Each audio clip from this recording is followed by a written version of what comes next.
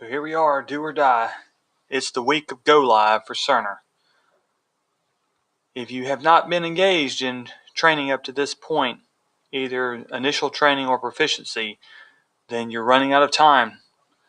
But there's still a chance to get proficient and to get at least somewhat comfortable with the Cerner system, so you're not totally lost at go live. It probably feels a lot like this to most of you out there. We're on the outer bands and the eye of the hurricane is approaching, but there is light at the end of the tunnel. So here it is. Here's Cerner. Portal is going away and Cerner Power Chart will be taking over. It will take some time to get comfortable, but trust me, once you do, and there's other institutions who have done the same thing we have done and come out the other side smelling like a rose, we can do it too. If they can do it, we can do it too. All physicians on the medical staff, just to remind you, they must be trained. It's a mandate from the Medical Executive Committee. But to get trained is quite easy. Go to stdommd.com and go to the web-based training modules. So if you go to stdommd.com and click on the icon or click on the header that says providers, click here for more training, you will find links to web-based training. Fortunately, most of you have been trained. You've either gone through the classroom training, or you have completed the web-based training, or you've allowed me to come to your clinics or work with you individually to get you proficient. The other way you can get proficient with Cerner is to go to storefront.stdom.com. This is the way that you currently access Portal, but now you can get it Power Chart there as well. I'll have a separate video that describes how to find the right environment and use it. Third option is the drop-in lab, which is on 5 North in room 5203. This is limited to just Wednesday of this week because their training will focus to the at-the-elbow support specialists who will be on site at the hospital at Go Live. The fourth thing is to make certain your login credentials are functioning.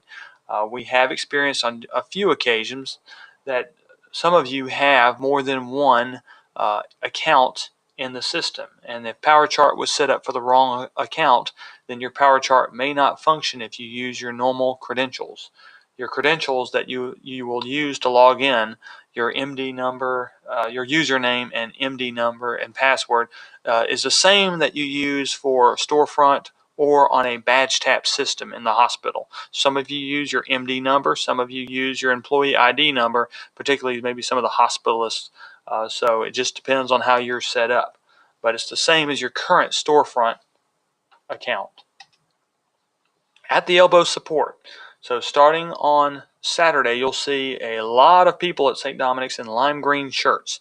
They are known as At the Elbow Support, and they work for a contracted company called Tech Systems, which has a lot of experience in assisting hospitals with Go Live with Cerner.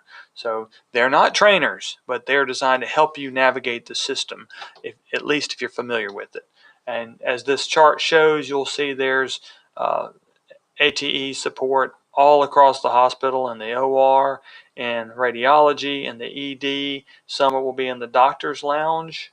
You'll see some there. You'll see them on every floor, and you will see them 24/7. At least for 2 weeks, we will keep the full complement of 196 specialists here at the hospital. Then we'll ratchet back the numbers, but we'll keep some support on site for at least 4 to 6 weeks, just depending on how well the medical staff adjusts to the new system. So here are some actions I suggest that you take with cutover, which is the time where we are turning off the McKesson system to the time we turn on the Cerner system. First is your patient lists. Make absolutely certain that you have an up-to-date paper copy of your patient list heading into Friday into Saturday, and manually maintain that list. And this is critical that you have good handoff with your call partners and that you're writing down the name of patients when you're being called in the middle of the night for an admission. Make sure you write them down and make sure there's a handoff. Until we're up and running with Cerner and until everyone is comfortable with the way patient lists work in that system, we've got to make doubly certain that we do not miss patients in the hospital and miss rounding on them. The second thing is, with your current patients in the hospital, eliminate any unnecessary daily lab or radiology orders. and review and clean up any of your old orders. That way you save a lot of nursing time and effort to move orders from the old system to the new system. If there's moving orders that you're not intending to continue anyway, or that you forgot about, then it's going to be a lot of wasted effort on their part. So just do a review of the orders and get rid of any that are absolutely not necessary. The third is enter a code status. If you have not entered a code status, then we will assume that the patient is full code, and that status will be entered into the system. For physicians on call that weekend, I'd advise you to consider extra backup call, or even better, have more physicians already available to round. It's going to take more time to use this system, so the more the better. HEO. We will stop using HEO as of 10:30 p.m. on Friday night, October 27th. So we will go to paper at that point with orders, and then at midnight we'll turn off the McKesson system. Midnight, transitioning from Friday to Saturday, we'll turn it off and expect it to come back, the Cerner system to come on anywhere as early as 6 to 7 a.m. to as late as 12 noon. But we're expecting it to be up and running earlier unless there's some issues. When you're documenting during this downtime, during the cutover, you will use the familiar 5808 dictation number, but you will also use it not only for H&Ps, discharge summaries, consults, and op notes, but you'll use it for your progress notes as well.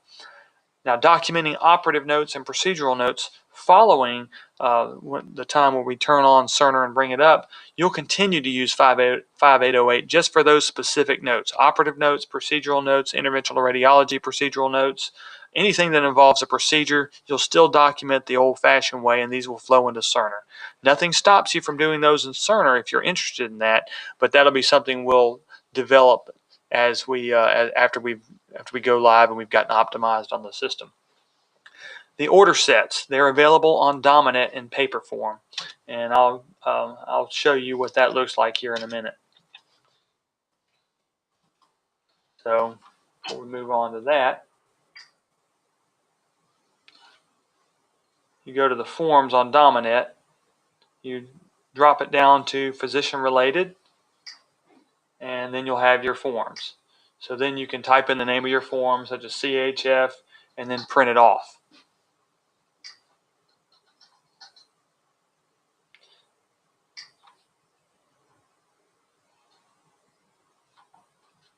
Okay, so then you can print that off. So just to summarize, Cerner does not have to be devastation like I depict over here on the left side. And it's not going to be paradise or nirvana either. But plenty of hospitals, and most recently nearest to us, Gulfport, have gone live with Cerner, and they've had their difficulties, but they've come out the other side doing quite well with the system. And it's like anything else. Most of you are no strangers to EMR. You have them in your office for various reasons. You're adept at using those, and once you get comfortable, you'll find that this system should be quite efficient and much easier as far as handoffs are concerned with other physicians. So just keep a positive attitude. Ask for help. You'll have that at the elbow support with the lime green shirts. You'll have many of us available, such as myself, Dr. Sanders, John Watson, Scott Adams. You'll have many administrators present here. So if we have issues, we can quickly escalate these to the IT team for prioritization and correction. So with that, look at the other videos for some short, brief synopsis on some pertinent issues with Cerner. Some of these include how to document quickly, how to do problem lists, auto text, etc., where to find extra computers if we run low on computers. So look at these videos, and if you have any other suggestions or concerns, feel free to call me at 601-720-2304. Thank you.